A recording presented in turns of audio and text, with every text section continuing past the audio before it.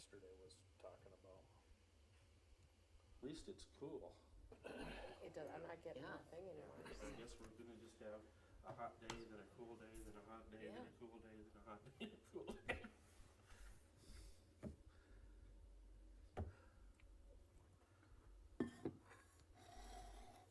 How'd the rally go, Rick? Pretty good? Good.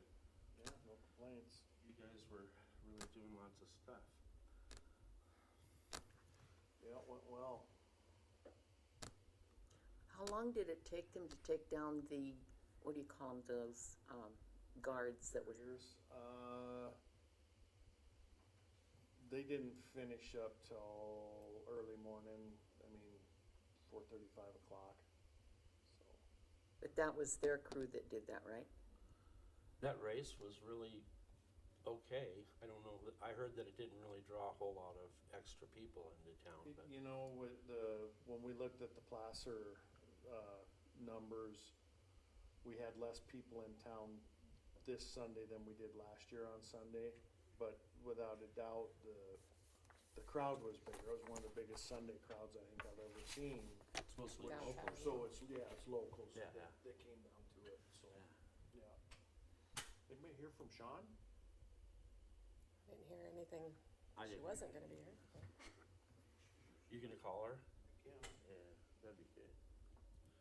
She could just be like me. Or me?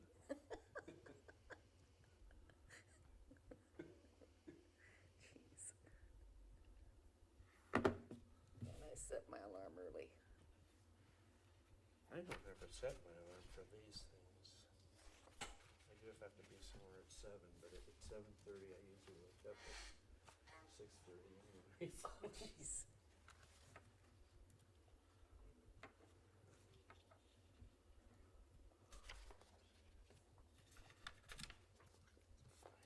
Morning, how are you? We have MUD. Are you gonna be able to make it? Okay, no worry. All right, bye-bye. She's on her way. Forgot about it. I put sticky notes up Like, we all have a over. meeting? Yeah. MUB meeting, 7:30.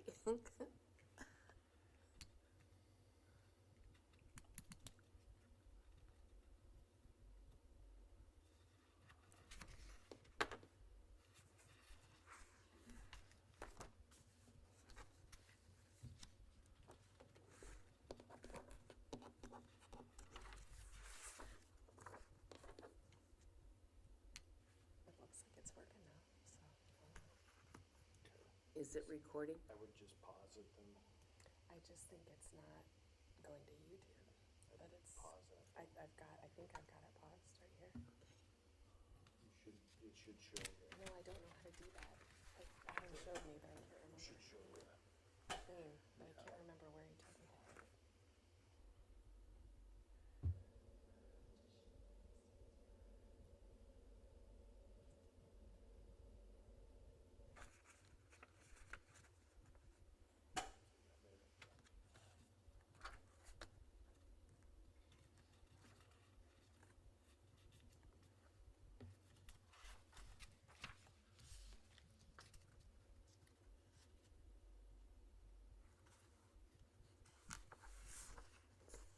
I clicked the one for Facebook then?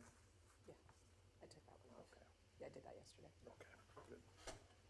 We should be good.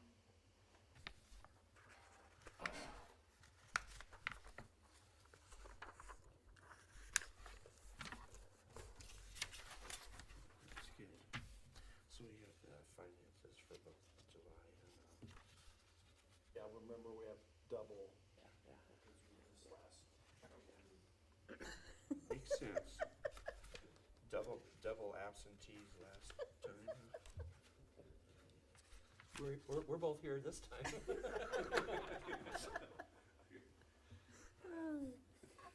Jiminy. Well, now we can kind of cruise now. It's almost, summer's almost over. Yeah, man, we sure been, well, I'll visit a little bit more about it once we start the meeting, but we've sure been struggling with our well. The one out, The new one, make, drilling it. Too much water, no. among other things. Lots of gypsum. We Oh, sent a. that's probably why, cause the gypsum is kind of a impervious Sent layer. a camera down it here, what, a week ago, cause we're having so much trouble. It's an aquitard. We were to a point of trying to decide if we were gonna have to pick up and move. Well, Wow. How far down are they? Well, they started out with a pilot hole, which is 12 inches, 12 and a, Yeah, 12 inches, and they went down, 690, huh? 630, 690. Yeah, I think 697 feet, they went down with the 12 inch. And then the end well is a 17.5 inch huge, yeah. casing, so, they do that for a couple of reasons, where it's easier to drill, cause they've already got a hole there, and then it helps them keep it very straight too, so. The type of drill rig that they use works off of, the drilling part of it works off of the mud that's getting pumped back in, the mud comes up, and then they've got a mud, motor that spins the, Yeah. so it's not like most of our drills that we've drilled in the past have been a hydraulic drill, they're on, back of the truck mounted. This is more like a oil drilling, drill, so it uses the material that gets forced back up in the form of mud. That's for the hydraulics. too. It's got a mud pump that's what spins it, so, once we got down that far, we lost circulation, we lost that. That's what's important. Right, and so all that water we were pumping down, instead of it coming back up, bringing the filings and the mud and everything, it was just gone. I mean, we couldn't pump enough water down there, so, we decided to come back up and we were gonna go with air and foam from the top and start at the top with the 17 and go down where we got, I don't know, 60 93. feet in, yeah, I mean, it just went crazy. I mean, we lost circulation again. And so, we pumped about, 70 yards of concrete in it on Thursday and Friday. And let that trying- set up and Trying see. to build the voids, and then now they're drilling through the concrete. So, yeah, it's been I mean, we had anticipated when we started, A little it bit would of be problem. done by now. I mean, we thought, a week. So, yeah. It's all unknown, everything under the It is, surface. and so when we put the camera down there, it was, I've never seen, I mean, it was literally, I mean, there was big caverns, but it was just Yeah. cobble. The camera would touch the side and it just fall in. Yeah. I mean, I've never seen it like that. You couldn't tell the size of the material, I mean, due to scaling, but it looked like, I mean, some of the rocks were minimum a softball size caving off in this 17.5 inch hole, just Oh, jeez. out of nowhere, I mean. So we're hopefully we have got that part fixed. I think they started drilling again yesterday, below that. They should, if they drilled all night, they should be below it. Once they get below it, it'll probably straighten out, right? Well, hopefully we, Hopefully. so we had gotten into the Minnelusa, and that's where we hit all the water. We gotta get through the Minnelusa into the Madison, and hopefully we have a like result there, that we have a lot of water, but, again, it's a crapshoot. Yeah, you don't know what's down there. Definitely aren't rolling sevens at the moment.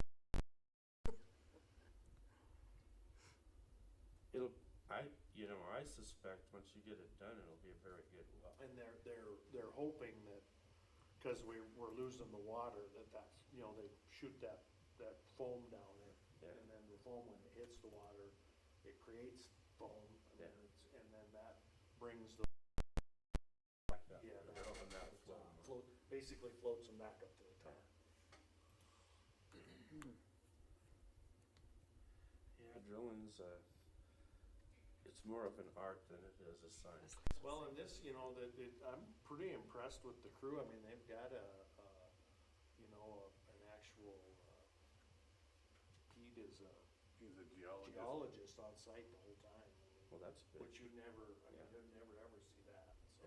He's also a fluid expert in the Uh-huh. sense of, I mean, he's worked for Halliburton for years and now he's, And I I'm think, surprised the number of, I mean, they're pulling samples, I mean, all the time, you know, and I think they've got Halliburton on speed dial. I mean, so, I mean, they're doing everything they need to be doing, it just hasn't gone our way. hopefully we can get some royalties if they develop. Either that or we hit oil. And the heck with the water, right? All our problems are solved. Yeah. Use some gold-bearing oil would be- We can drill another water well Every somewhere problem else. solved. Let's pump the heck out of that oil well. One more time, the monies for this drilling, where does that come from? We've got a drinking water SRF loan, That's what? SRF. state revolving state. loan. Yeah. And we also, on the drinking water, we were awarded some ARPA funds. What kind of funds? ARPA, the American Recovery Act funds, from back when COVID was a thing, I mean, still a thing, I guess, but remember they had all the ARPA funds for COPA, what is the American Rescue and Recovery Program? Okay, And that's not a loan, right? That's a just grant, and Yeah, we that's had what I a thought, $750,000 match on that grant. Yeah. So we received $1.5 million technically, you know, we had to use the ARPA money that we had gotten because of COVID. I mean, we had to match our ARPA money against theirs. So that was transferred out of wastewater because at the time when we got our ARPA funds, water wasn't an eligible use of it, so. Morning, Sean. good morning, Sean. Then the rest is a revolving loan, fund loan, low interest loan from the water board. Well, I'll call this meeting to order. Are you ready, Sean? You bet. First item on the agenda is to consider approval of the agenda. I would entertain a motion. I'll make a motion to approve the agenda. Second. Okay, we have a motion and a second. All in favor, signify by saying aye. Aye. Aye. Now we'll consider approval of the minutes. Do you have a time to take a look at them, Sean? I actually did earlier, yeah. Yeah, I think, I'll make a motion to approve minutes from last. second. And I guess approved by signifying aye. Aye. Aye. Aye. The ayes have it. Okay, approval of the claims. Give everyone a chance to take a look at them. These are for July and August.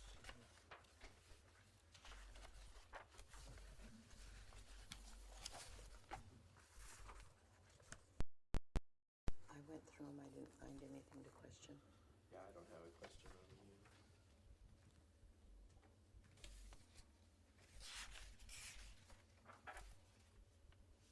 It's pretty quick. I'll make a motion to approve the bills. Second. Okay, so, Or the claims, sorry. okay, we have a motion and a second. All in favor, signify by saying aye. Aye. Aye. The claims are approved. You don't have a finance officer. We don't, and maybe I'll move, I've got underneath of my report, the finance office transition. Maybe now would be a good time to discuss it a little bit. So Adam's last day was yesterday. Jenny's last day was last week, so the finance office is down two employees specifically. You know, Jenny did all of our, handled all of our water side of things. So we've had to take those duties on. Most of them have moved over to Public Works within either Amy doing them and or the water division as well.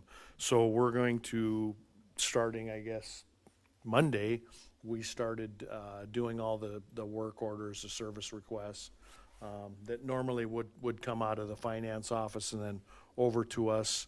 They've been rerouted over to Public Works, and Amy is doing those. Today's going to be a little bit of a learning experience and a challenge with respect to the shutoffs. Today's shutoff day.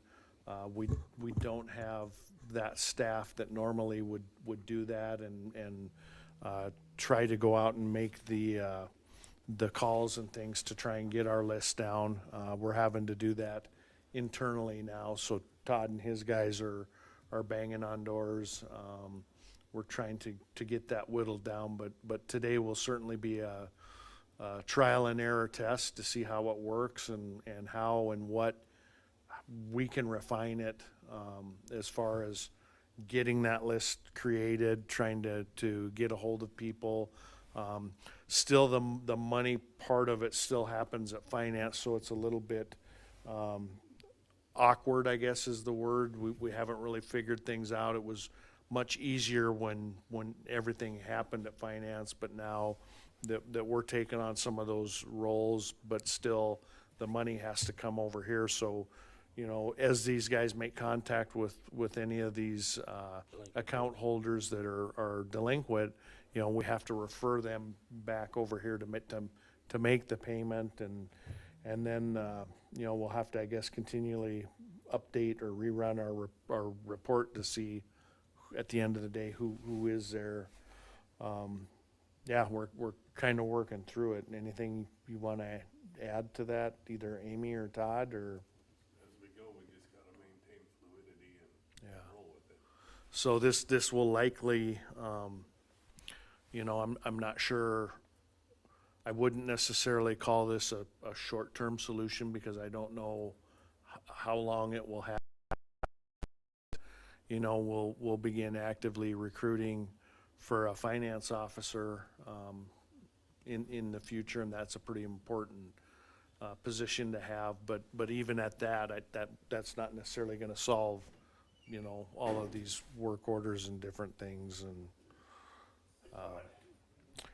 you guys are a day early. Today's Tuesday. You can come to the MUB. You got any water issues? It's already downhill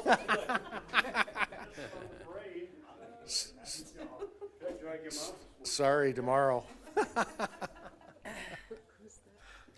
So anyways, yeah, we're working through all those processes and trying to standardize what our process and flow will be. Let's just hope that we did the last number of months, we've done a real good job of getting these delinquent accounts responsible. Let's hope that they learn their lesson a little bit and they can be a little bit more responsible than they have in I think previous when we years. did print it, what did we have, about 3 pages? So Oh, boy. And the finance office used to make the phone calls, or? They Yeah. did. Jenny was really good. You know, she would get it usually Yeah. down to a handful, you know, and Yeah. again, it just takes time, effort, and energy to make phone calls, to send email. I mean, any chance, I mean, again, nobody wants their water off, and we don't want to have to shut it off. So if we can make some sort of arrangements, that's what we would prefer to do. You know, even if it's allowing them to have an extension, you know, we hear a lot, well, geez, I don't get paid till Friday. I mean, we're able to do that. You know, we don't have to shut it off on Tuesday if you get paid on Friday, but you've got to pay your bill. And the other thing to keep in mind is anybody that's on the shut-off list is 3 months or longer behind. So it's not just a one-time So they've certainly know that they're behind on their bill. And then hopefully, we'll work hard to try and have some of the financials ready for you. I think by the September meeting, I'll be able to give you kind of where we're looking at budget-wise. The city right now, currently, we're working on the budget. We're trying to get to a balanced budget. The mayor did come back and ask all the departments to cut another, try and cut another 10% out of what they had submitted. So we've gone and done that. It doesn't necessarily affect the enterprise funds as much as it does the general fund departments. I mean, the general fund is what we're trying to balance. I did submit a balanced water budget, and being that it's a enterprise fund, as long as our revenues cover our operations and we're building some sort of a reserve, that we're in pretty good shape. So we have submitted that. I have, so I don't anticipate that one changing, but certainly the general fund budgets we're trying to whittle down to get them to a point where we can propose a balanced budget. So. You haven't had any concerns from the state, the DNR, or anything about city, some of the, like the SRF and stuff like that, that It's restricted, It's some of our restricted. surcharges and Right, things like that. right. No, we have not. okay, okay. Have not had any contact from DNR, but yeah. Okay. Well, good. Sounds like you're on top of it. As far as that list, could one of us help with that? No? I think we're gonna be all right. I mean, again, this is the first time ever doing it, so we've just gotta kinda go through the process and figure it out. I mean, I don't know that, it's not a case of we've never done it before, so we gotta kinda figure out how it works. It's not that we're short-staffed or, it's just something that we've never ever done before, so we're kinda learning as we go and, unlike the NFL, we didn't get this playbook handed to us and said, here's everything you need to know and do. We tried to get as much knowledge transfer as possible, but still, again, not doing it before. I think we're gonna need a couple of months to try and figure it out. Okay. And then, if at that point in time we're struggling, then that would probably be but Well, let like I us said, from know, right maybe. now, it's just because we don't know what we're doing. Okay. We're in the learning curve. Yeah. This individual that left, Jenny? Jenny, if you did run into issues, would she be willing to? Oh, I'm sure. I mean, same with, no different than Adam or any of our employees. I mean, I'm sure that they would If you called her. help as much as they can. Again, she went to take another role down at the city of Rapid City in their planning department. So, we don't want to take her away from her work, that she's doing there. But yeah. Okay. Thank you. So, Todd, you're up.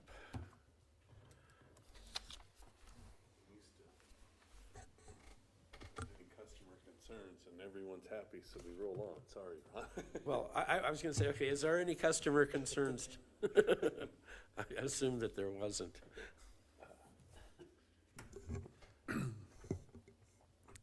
Okay, well, Rick has got all of the big news, so I'll skim past that. Some good news is the Jack Pine Gypsies have a meter and meter pit, so they did not use our fire hydrant this year. Nice. I was gonna ask you that. That was one of the things I was gonna That has ask. been literally probably a decade in the works, and thank you, Todd, for Thanks a whole lot, Todd. seeing that through, and I think at the end of the day, we have a really, really good solution. Yeah. I had a So- dream last night that I was on the short track on a motorcycle racing around, and I'm not a Jack Pine Gypsy anymore. And I got accosted and said, "You're not supposed to be out here racing around on the short track." Todd did a great job You of did a good sticking with job. that and seeing it through, so, kudos to him. Thanks, Tom. We were under the gun, but it got whipped before the rally, so. Oh, good. that's, Fantastic.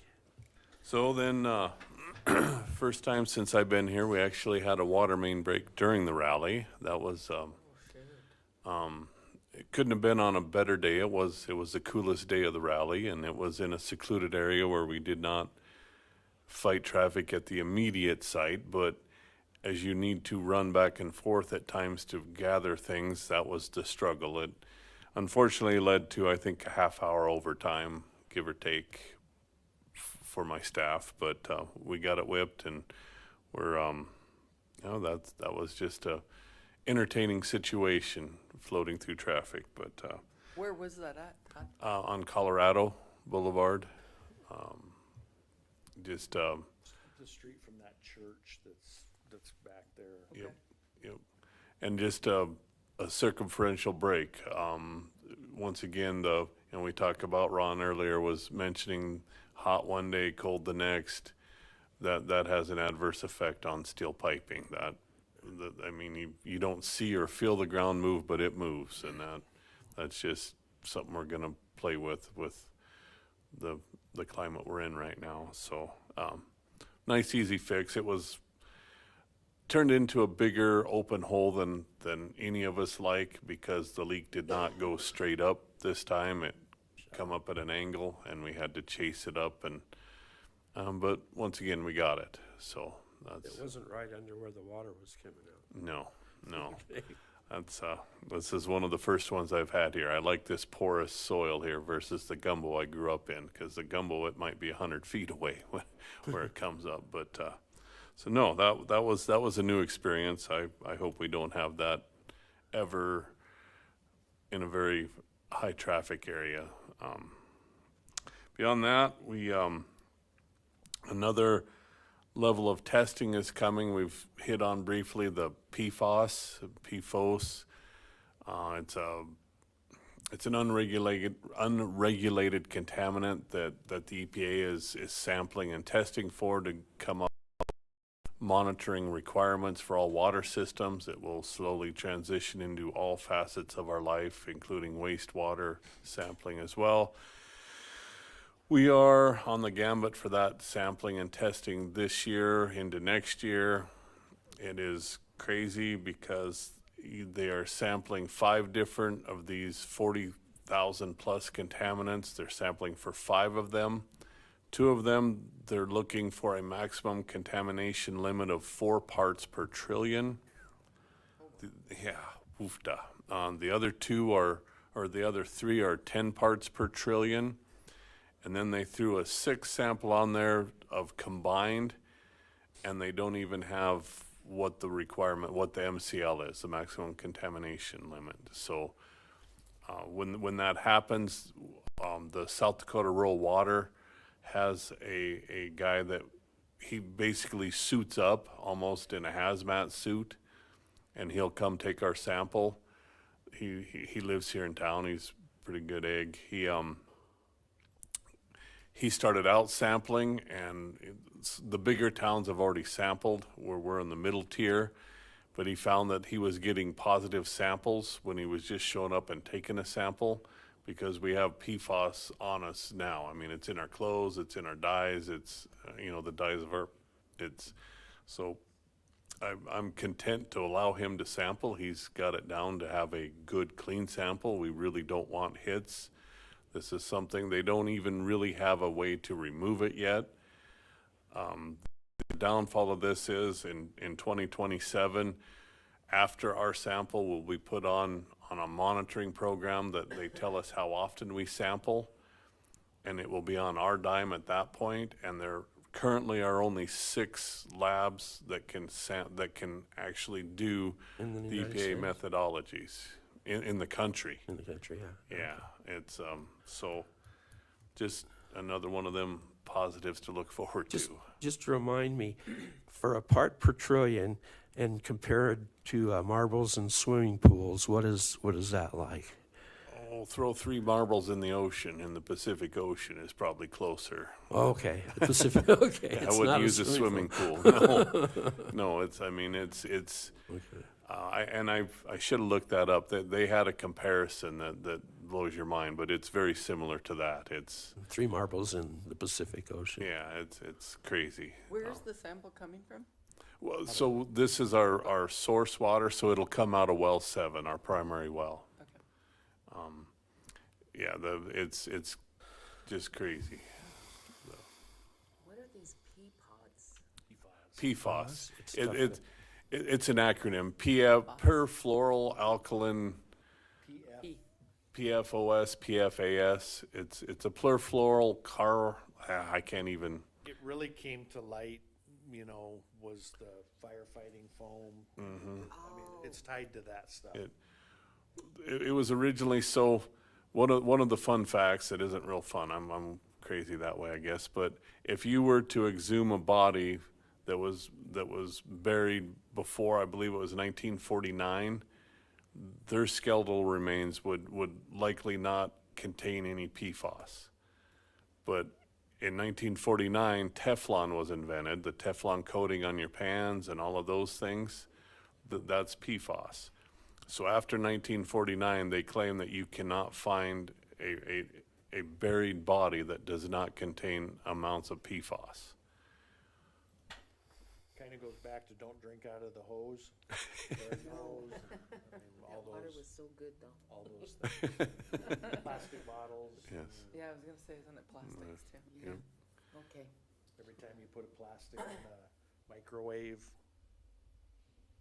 it emits, these PFAS. Yeah, it's another one of our things coming at us. Like Todd said, though, the real problem with this is even if you identify that you have them, there's no way they haven't figured out how to get rid of them, so. It almost, it's kind of the chicken before the egg. I mean, they figured out how to detect if you have these particles, but they haven't figured out how to remove them. And evidently EPA's linked them to cancer or something like that. So, yeah. I wouldn't even Google the effects of PFAS. You'll read for a day. I'm not sure they know exactly what it does. They just kind of throw everything in there. What if they find out it makes you smarter? Then we're really in trouble. Shoot, but I guess that would be all I have unless there's questions. Todd, you got any update on the lead and copper? I mean, I know it it comes to this and then it dies, and It's exactly what Rick said. It's a surging animal. Right now, no, I do not have a good update. There is going to be, I will plan on attending the annual AWWA conference in Deadwood here next month. There is a lead and copper session on that. Basically where we're at, as summer has come, I have not been as good at getting our site entered, but we have gained more of the citizen side of their surveys. When you look at the dashboard, I'm not convinced how accurate it is. According to that, we've gained, we're at 420 accounts that are accounted for with the survey out of 3,700.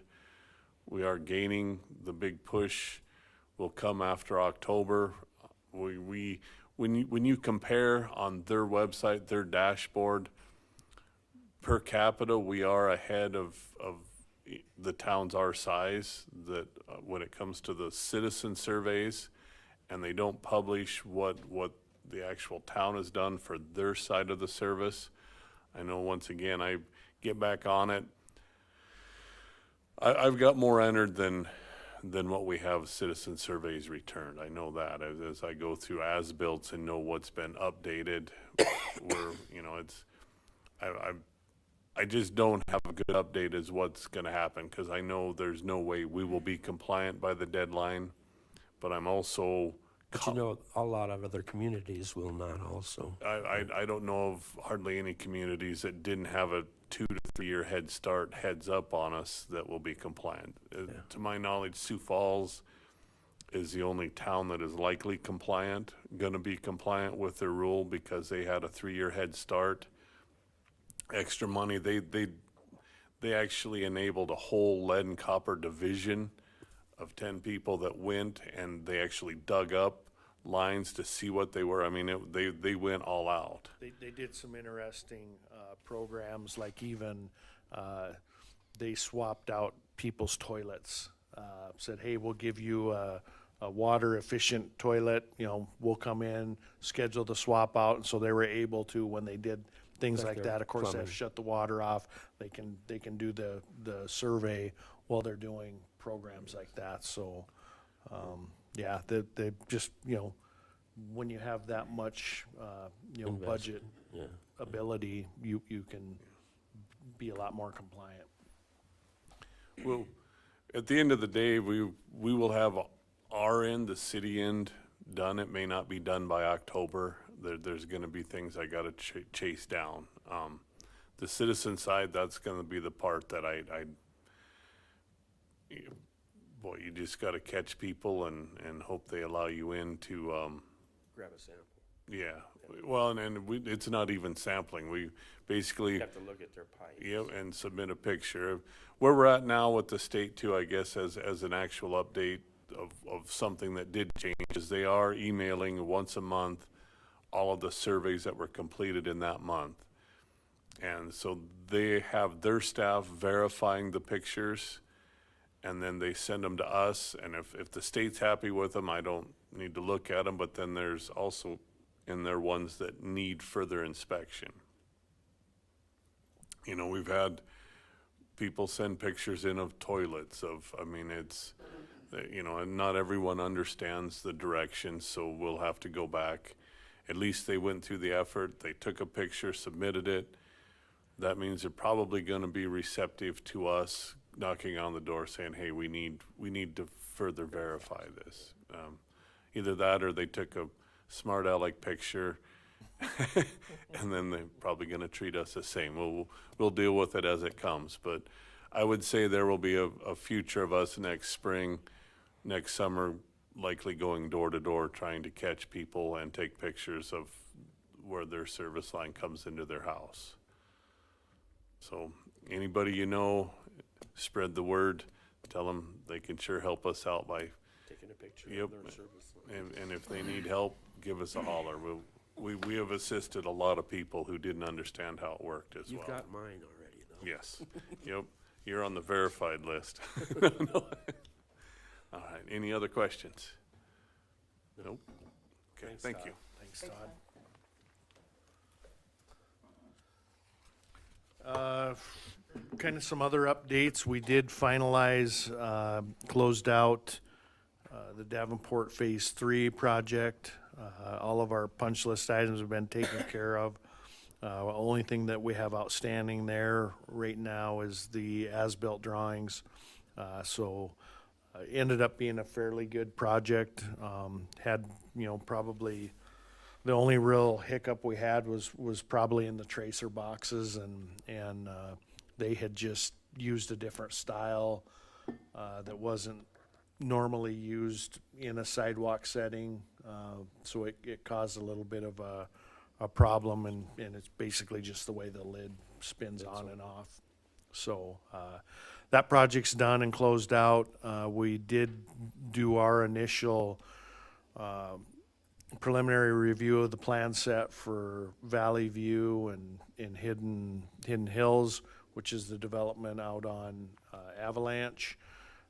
We received those plans I believe, July 1st. We turned those around, got them their comments, I believe, by the 23rd of July. We had quite a few comments. They're working through those. I did meet with the developers last Friday, and we went through, we had Foth Engineering helped us do that plan review. We met with them and went kind of line by line through the comments. They thought that they would have their final plans ready to turn back in within 2 weeks. Again, we don't necessarily see anything outstanding there. Everything should really work. We did have some, in their preliminary plans, some lines and things that weren't looped, and those were our comments, that we'd like to have these looped, and we'd, like to have a valve here so that we can better isolate, and should they get all of those items addressed, I mean, we shouldn't really have any hiccups there. We did start the sewer portion of that project, started last week down by City Park. And of course, it goes out west. Once we do hit Silver Street, that's where we take a little bit of a turn, and Silver Street gets completely reconstructed to include water, asphalt paving, curb and gutter, sidewalks, which is that kind of that street behind Runnings, and then it comes around on 15th Street, and then we'll go down the north ditch of Avalanche Road. And connect in, so that section of Silver Street is a complete reconstruction, which will be some water done there. That water is not eligible for that SRF loan, so we will be spending our money on that we had budgeted. So probably that portion of that project will not happen till next spring. It'll take us that long to get up there. So get that done, and then like we talked about a little bit earlier, well 8, we're progressing along with that. Like I said, we did had some lost circulation. They've tried their normal when they do hit that lost circulation. They do try various different methods of what they call fluids. They try everything from chips of bentonite to literally everything. I mean, wood chips. I mean, they try a lot of different fluids to try and seal that up. Basically, what happens when you have a loss of circulation, either the ground is very, very porous and it's going out, where you, and actually when you have a well, once we get to depth, that's a very good thing because it allows the water back in too, right? But it can, what would happen when we were drilling is they couldn't keep up. They were drilling, they're pumping water down into that hole, and then that water comes back up and brings all of those particles and drilling in everything back up the mud. It mixes and makes kind of a mud slurry that they use to drive the pump that drives the head. This particular type of drilling, there's not a lot of downforce on it. It's basically the weight of the drilling assembly in the head that's causing, which again, you've seen that, how high it is. It's like a big oil rig. Typically what we've done in the past on our wells is we've had a much smaller truck, but they actually use hydraulic down pressure to help them drill. So this is just a different method of drilling. But they tried all these different methods to try and seal these up. The other thing that can happen is you can have caverns. We had gotten down with the pilot hole close to where we wanted to be, lost circulation down there. And so our thought process was we'll try to use air and foam, and we'll drill this, at the end of the day, that hole is going to be 17 and a half inches that goes down to the aquifer. It does start to get a little bit smaller as it goes down, but at any rate, we only made it down about 80 feet, and we lost circulation higher up with that bigger bit. Again, we tried all the different conventional methods and the different fluids to try and get that sealed up without success. We at that point in time we were starting to look at what's options B, C, even to the point of, hey, do we try and relocate the well to a different spot and start over? Kind of our last ditch effort. We ended up sending a camera down the hole that we had drilled, and it actually worked I thought was really, really well. We got some really great video. South Dakota Rural Water came out and did that for us. And we could see exactly what was going on. And it was just I believe Pete said that was the Spearfish Formation. I've never seen cobble like that. I mean, it was incredible, and it's fully submersed in water. So even as the camera went down, and once we got down below that initial casing, then we go into just basically the drilling section of it. There's no pipe. And again, it just broke off into, and it seemed like it was caving in on the drilling itself. So once we saw that and we were able to calculate kind of, the depth and then what we felt was the width of those voids, it ended up being that we felt we could probably get that encapsulated with about 70 yards of concrete, which is about 10 concrete trucks. And so what they do is they pump powder concrete down, and then when it hits it goes down the pipe, when it hits the water, it turns to concrete, and they make sure that they get the right mixture, the right thickness, and then they pump from the bottom up, and as they do that, it of course is forcing that water out, and then it fills that void completely up, and they continue to pump until they get concrete coming out of the top of the wellhead. So we did that successfully. We ended up with that same mixture at the top, that same density of concrete that we were striving for when we started to pump. So we had a lot of felt good and certainty that we got the void. I mean, those are all indications that we got the void filled. They did let it set. We did that on Friday. We were done with that. They did let it set over the weekend, and then Monday they'll drill right through that concrete again. And the whole idea is then that when they drill through that, it should be a nice, smooth, impervious surface. We shouldn't lose that, which we did, and they're actually now down below that. So it was successful. Hopefully, as we go down, they felt that their level of confidence as we got deeper, that the foam in the air will solve our problem that we initially started with down at the, I think it was about the 670, 690 depth.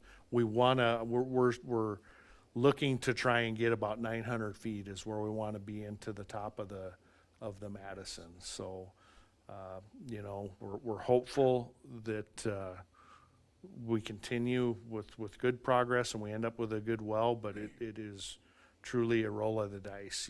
You don't know what you get till you get there. And then once we get there, then we'll have to appropriately size a pump.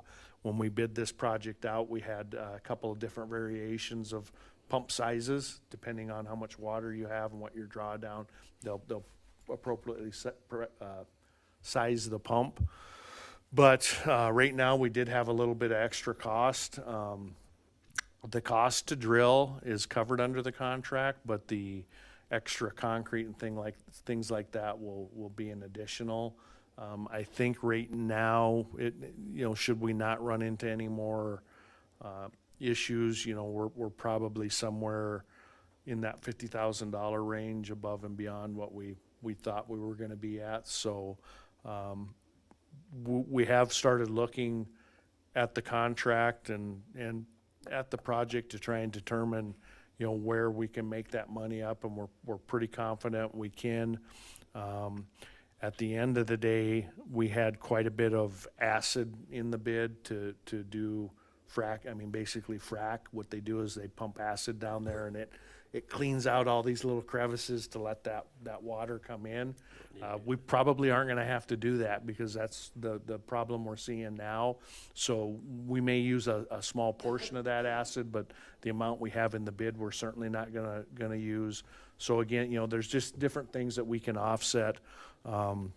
We've started to look at the ability, and right now it sounds like it's really based on the size of the pump. If we're able to use a 150 horsepower pump, I think we'll be able to move the generator that's up at the booster station. We can move it and put it down at the well. If we go with a larger pump, a 200 horsepower pump, it will run that, but it won't run the entire thing the entire well house and everything at once, we could run the pump, or we could run some of the other, the booster stations wouldn't necessarily be on.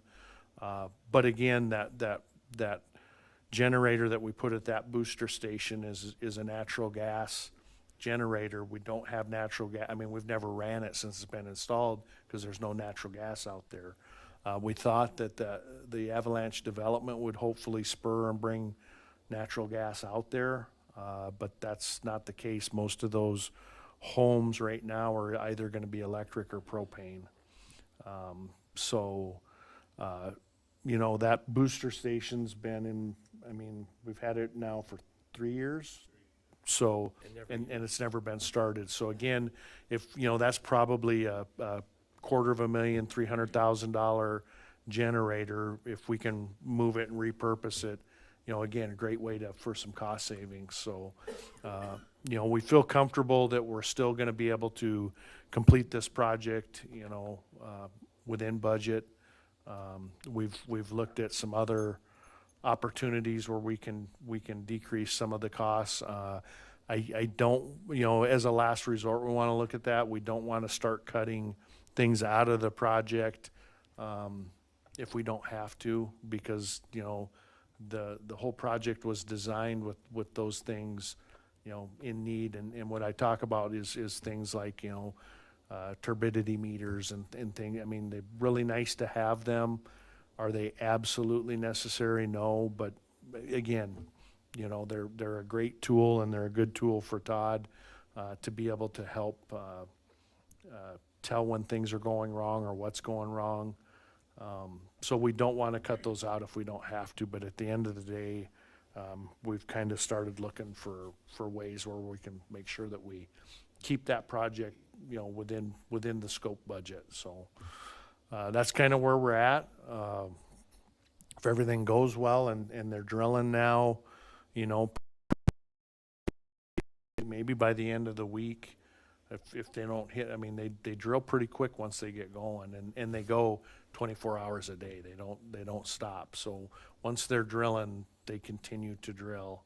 They've got 2 crews, that one works 12 to 12 and the other one works 12 to 12. So they continue to go. So that's kind of where we're at on the well. We did get the, right before the rally, and since we didn't have the last month's meeting, they did get the boring completed underneath of the Williston Basin gas line. So they got those pipes in there so that when we get the well drilled and we get the well building there, we'll connect those pipes. Those pipes will basically go in those boring casings, and then we'll make connection out in Vanacker to our existing system. So they did get that part done. So that's good news. And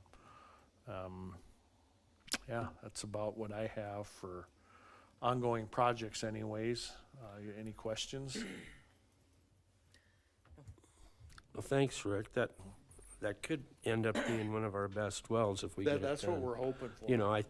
The location and the aquifer you're going to, it could really, we could give number 7 a little relief. That would be a good thing. That would certainly be good. Yeah. Well, no public hearings. Does anyone have any old business to discuss? Hearing none, does anyone have any suggested new business?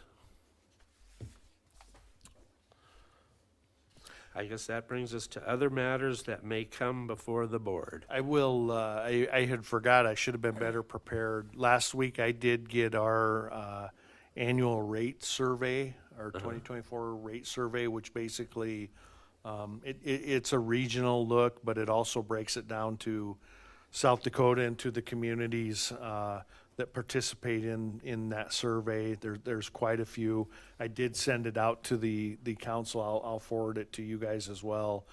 Kind of shows where we're at in relation to other communities that have, and they're comparing same services. So we're not comparing our rates to produce water against somebody who isn't using wells, that's using a different method.